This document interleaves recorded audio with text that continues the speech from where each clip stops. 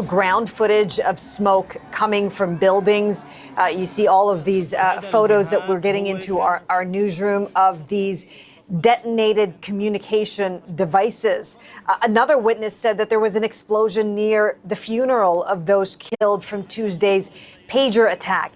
As you can imagine, this has made for scenes of chaos all over Lebanon, with dozens of ambulances deployed. The country's health ministry updating the number of those killed, 14 in total now, with more than 450 injured in this